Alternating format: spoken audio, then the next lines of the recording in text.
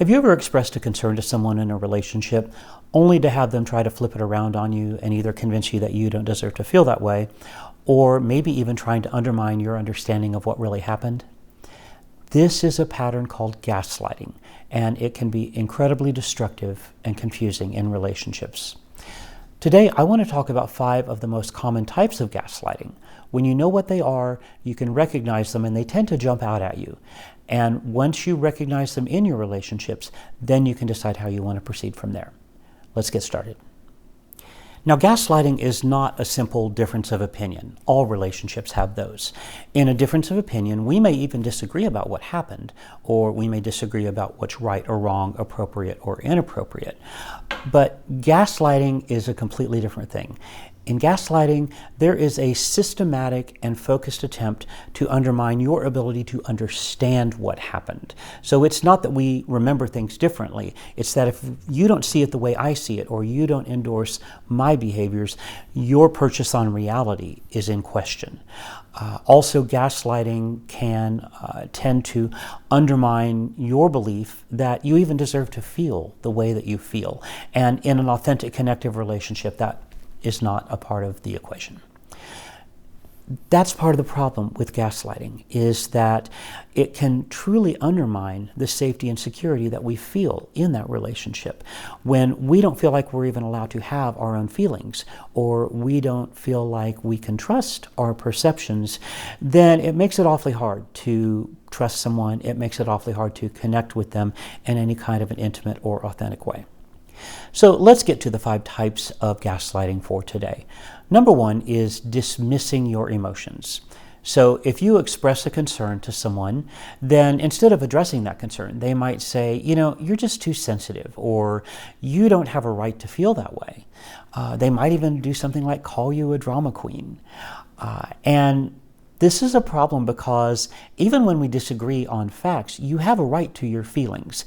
And if you have someone challenging your right to your own feelings, then that might be an example of gaslighting. The second gaslighting tactic is deflection. And deflection is when you bring up a concern over one thing and the other person shifts the conversation to a grievance that they have over something that you may have done weeks, months, or even years beforehand. An example would be if they forget to pick you up from work and leave you hanging, then they might respond with your challenge by saying, well, you didn't do the dishes last week, and so you really have no room to talk. Now, it may seem reasonable to tell this person, look, one of these things has nothing to do with the other one. However, people who tend to gaslight are also very good at muddying the waters. And the more they can get the conversation all convoluted and confused, the more they get their way. Working in my editing, I realized that I forgot one important thing that I wanted to include about deflection. If you are someone who has people-pleasing or codependent tendencies, oftentimes the criticism of others can be really devastating. So just be aware that if someone's going to gaslight you, they may have a really good sense that criticism is kind of your kryptonite. And so they might tend to go to this tactic again and again if they know that it's really effective in manipulating you. Number 3 is denial. It may seem incredible, but sometimes they just lie. So when you present them with a concern, they might say, well, that never happened. What are you talking about? And when you press them further, they might even go so far as to question your sanity or your grasp on reality, or at least your memory.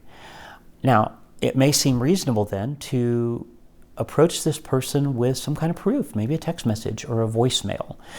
Surely, if you show them proof, then they will admit what they've done. For someone who gaslights often, that usually doesn't go very well. Oftentimes, they will get actually very angry at you for having the audacity to document their behavior and throw that back up in their face. Or sometimes they just double down on the lie. So if you witness this in your relationship, that might be an example of gaslighting. Number 4 is triangulation. Now, here's how this works. Maybe you're in the middle of a conversation with someone, and instead of talking about your concern or their opinions, they might say something like, well, all our friends agree with me on this. Or, I talked to your mom, and she was talking about how you don't really appreciate me. It's this wrapping in of a third party to support their perspective.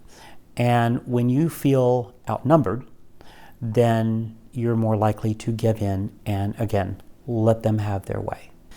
Number 5 is instigating conflict. Now, here's how this works. The person who tends to gaslight will say or do things that they know upset you. They know these are hot button issues, and they push those buttons repeatedly until you get to a point of frustration and upset that you have an understandably large, strong reaction to this. And then when you have that reaction, they then back up and they say, you really need to settle down. You should be more calm. I'm really concerned that you're being so irrational. Now, in those moments, it can make you feel a little irrational because you feel like this person has been goading you on these issues. And then when you have this big reaction, then all of a sudden they're telling you that you're overreacting. In my opinion, this can be one of the most confusing and frankly toxic kinds of gaslighting that can show up in a relationship. Now, why does gaslighting work? Well, it works because you care about the person who's doing it to you. You see, it's not the random person on the street who can gaslight you. It is a parent, a romantic partner, maybe a trusted friend. Realize that people who gaslight consistently are usually really good at drawing people into relationships and keeping them there through manipulation. So if that's your circumstance, go easy on yourself. Now, what do we do if we realize we are in a gaslighting relationship?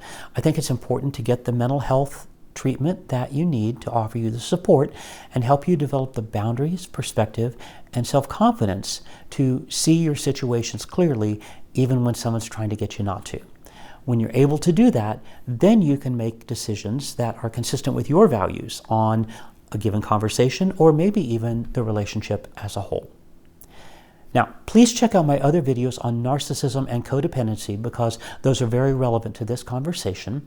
If there's something you want me to drill down on more from this video, please leave a comment below. Also, I ask you to please like, share, and subscribe. You know how that goes. And most of all, thanks for the gift of your time and attention today. And until next time, be well.